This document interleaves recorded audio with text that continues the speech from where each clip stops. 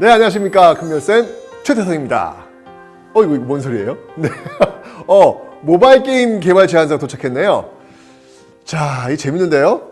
자, 문화유산에 대한 설명으로 옳은 건 무엇인지 한번 보도록 할게요. 자, 잘 보면, 자, 일단 지금 게임 이름이 못못을 찾아서예요. 네, 못못을 찾아서 게임 이름이. 자, 보니까 이제 개발 목적은 우리 인쇄술의 우수성을 증명하는 것. 참 건전한 게임입니다. 그죠? 줄거리 보면, 자, 주인공은 지금요, 과거로 돌아가서 1377년 충주 흥덕사에서 발견한 금속 활자본 상권을 가지고 인쇄소를 운영한다고 합니다. 이 인쇄본을 지금 나눠주면서요, 무엇이 우리 유사임을 홍보하면서 명성 포인트를 쌓고, 포인트. 자, 목표치에 도달해서 프랑스에 있는 그 학원을 되찾아오는 것. 요게 핵심이네요. 역사를 공부한 학생들이 이렇게 또 게임을 만들 수 있겠구나라는 생각이 드네요. 자, 이 문제를 풀려면 고려시대 그 인쇄술을 알아야 풀 수 있겠죠. 자, 오늘은 그래서 인쇄술에 대해서 한번 살펴보도록 하겠습니다. 우리나라는 인쇄술에 있어서만큼은 목에 좀 힘을 이렇게 주셔도 됩니다. 네. 자부심을 느끼셔도 됩니다.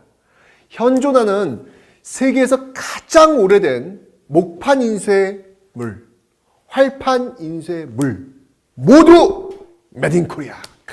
이 대단한 거 아닙니까? 여담으로 여러분들, 우리나라에서 가장 오래된 목판 인쇄물이 혹시 뭔지 아세요? 그렇죠. 바로 불국사 3층 석탑에서 나온 무구정광 대다란이 격입니다. 그러고 보니까 이건 코리아가 아니네. 이건 메딘 신라네, 신라. 그죠?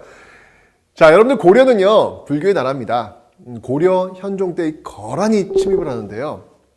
개경이 함락당했을 때, 이때 놀라운 결정을 합니다. 뭘 결정을 하냐면, 부처님의 말씀, 즉, 초조대장경을 간행하려고 합니다. 지금 거란이 쳐들어왔는데 말이죠. 왜요?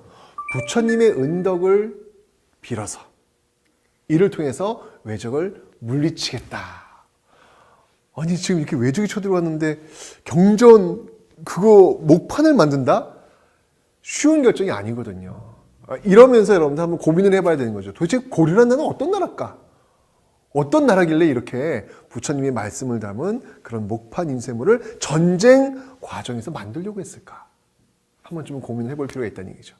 자, 그런데요, 1170년에 무신정변이 벌어집니다. 이 무신정변은요, 고려 전기와 후기를 나누는 그런 분기점이 되는 그런 사건인데, 이 최씨 무신정권 시기에요, 정말 고려의 그 존망이 걸린 아주 위기를 맞게 됩니다. 바로 징기스칸의 민족이죠. 바로 몽골. 그 몽골이 침입을 한 겁니다. 당시 고려가 겪은 그 문화재 손실은요, 어마어마했습니다. 정말 이러면 안 돼요.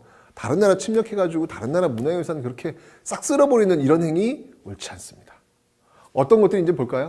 우선 황룡사와 그 9층 목탑이 불에 타버립니다. 정말 여러분들, 9층 목탑, 황룡사 9층 목탑만 해도요, 아파트 20층 높이에 맞먹는 어마어마한 그런 문화유산이거든요. 이게 다 불타버린 거예요. 이걸 왜 불태웁니까? 몽골 나빠요. 자, 그 다음에 여러분들, 초조대장경도 또 함께 소실이 됩니다. 정말 거란족 쳐들어왔을 때 부처님의 힘을 빌려가지고 거란족을 물리치겠다라는 염원을 담아서 만든 게 초조대장경이다라고 설명드렸잖아요. 그게 불타버린 거예요. 정말 가슴이 너무 아프네요. 자, 몽골의 침입으로 이렇게 초조대장경이 탁 재더미가 되니까 다시 만들어요. 다시 제조대장경. 다시 만들었다라고 해서 제조대장경이죠. 근데 사실은 이 제조대장경이라는 표현보다는 우리는 일반적으로 어떤 이야기를 쓰고 있죠? 그렇죠. 팔만대장경. 대중적인 이름이잖아요. 그죠? 바로 초조대장경이 불탔기 때문에 몽골의 침입 부처님의 힘으로 막아보겠다라고 해서 만든 게 바로 팔만대장경이다라는 겁니다. 팔만대장경은요, 정말로 8만 장이 넘습니다. 어마어마한 겁니다. 그러니까 판 한 장, 이 판 한 장, 이런 것들이 8만 개가 넘는다는 거예요. 이 판 한 장에 쓰여진 글씨만 해도요 640여 자가 됩니다. 엄청나죠. 그러니까 목판이기 때문에 여러분들 한 글자만 실수해도 그 판 다 버려야 되거든요. 정말 이게 느낀 게 뭐냐면 한 글자 새겨놓고 부처님한테 절 한번 하고 한 글자 새겨놓고 또 부처님한테 절 한번 하고 아 정말 불심이 정말 대단한 나라가 바로 고려가 아니었을까라는 어떤 그런 생각이 듭니다. 자, 이 팔만대장경은요 그 합천 해인사의 그 장경판전에 보관되어 있는데 자 여기서 여러분들 놓치지 마실 게 하나 있습니다. 뭐냐면 팔만대장경은 여러분들 고려시대에 만들어진 거잖아요. 그죠? 그런데 그 팔만대장경을 보관하고 있는 건물 그 장경판전은 조선시대에 만들어진 겁니다. 자, 과연 이 목판을요 몇백 년이 지난 지금까지 정말 문제없이 보관할 수 있는 이 장경판전 조선시대에 만들어진 이 장경판전의 비결은 또 뭘까요? 팔만대장경을 만든 고려인들도 참 대단하고 그거를 몇백 년 동안 아무 문제 없이 보관했던 조선인들도 참 대단하고 우리가 이런 걸 잘 지켜내야 되겠습니다. 그죠? 자, 그러면 이 장경판전 보면요. 자, 보시면 뭐가 좀 독특하죠? 뭔가 그냥 기본 그 건물과는 좀 다르다는 느낌 어디에서 지금 찾고 계시죠? 그렇죠. 바로 창문 창살을 한번 보세요. 이 창문 창살이 위에도 있고 아래도 있습니다. 왜 그랬을까요? 바로 이 두 공간을 통해 가지고 이 공기를 순환시키는 거예요. 뒤쪽에는 여러분들 뭐가 있냐면 산이 있거든요. 그러니까 맞바람이 이렇게 불 거 아니에요. 맞바람이 이렇게 칠 거 아니에요. 그죠? 이 바람을 이 안으로 쭉 불러들여가지고 내부 공간을 아주 쾌적하게 유지시키는 것이죠. 팔만대장경이 여러분들 나무로 만든 목판이에요. 그렇기 때문에 목판의 가장 큰 적은 뭐냐면 습기입니다. 습기. 이게 습기가 이제 들어와 버리면 그 목판이 뒤틀려 버리면 이게 찍히겠어요? 안 찍겠어요? 인쇄할 때. 안 찍히죠. 그러니까 이 뒤틀려 버리면 그 순간부터 목판의 생명은 끝나는 거거든요. 그렇기 때문에 습기를 막아줘야 되는데 그걸 막아주기 위해서 이런 구조로 만든 것입니다. 대단한 기술입니다. 정말 오늘날 엄청 덥고 습하잖아요. 그래서 막 열섬 현상도 막 일어나고 이런 건데 이런 것들을 우리 조상님들은 자연을 거스르지 않고도 원하는 바를 이뤄낸 것이죠. 아, 정말 절묘한 것 같아요. 자연을 이용해서 습기 제거 건물을 만들어낸 겁니다. 예, 요즘은 여러분 집에 습기 제거한다고 해서 이렇게 기계 같은 거 사놓고 막 여름 장마철에 막 이런 거 하잖아요. 우리 조상들은 그냥 자연 그 자체를 활용해가지고 습기를 제거하는 거 이런 거 배워야 돼요, 진짜. 그죠? 자, 이럴 땐 여러분들 일제 강점기와 정말 근현대사의 혼란을 거치게 되면서 전통 문화의 그 맥이 끊긴 거 정말 아쉽다라는 어떤 그런 생각이 듭니다. 자, 다시 이제 인쇄물 얘기로 한번 돌아보죠. 자, 목판 인쇄물은요 책 한 권을 대량으로 생산할 때 굉장히 유용합니다. 그죠? 그냥 찍어만 내면 되잖아. 그럼 찍어만 내면 그냥 큰 페이지가 막 나오는 거니까요. 찍어만 내면 돼요. 근데 단점이 있어요. 단점이 뭘까요? 다양한 책을 만들어내는 데는 조금 한계가 있죠. 왜냐면 이거 하나 만드는데 여러분들 목판을 파야 되잖아요. 그러니까 다양한 책을 만들어내는 데는 한계가 있다는 얘기예요. 하나의 책을 대량으로 찍어내는 데는 장점이 있지만 하나의 책을 그러니까 다양한 종류를 소량으로 인쇄하는 데는 굉장히 불리한 거죠. 자, 한편 금속 활자는요. 목판 인쇄소가 좀 다릅니다. 금속 활자는요. 한 글자씩 이렇게 조립을 해가지고 찍는 거예요. 그러니까 다양한 종류를 소량으로 인쇄하는데 아주 유리하죠. 자, 이 기록에 남아있는 가장 오래된 금속 활자본은요. 상정고금 예문인데 남아있진 않아요. 자, 그래서 지금 존재하는 최고의 금속 활자본은 바로 직지심체 요절이 되겠습니다. 이 독일의 구텐베르크 성서보다 거의 100년이나 앞선 거라고 하는데요. 전자 선조의 그 학식을 엿볼 수 있는 그런 증거가 아닌가라는 생각이 들어요.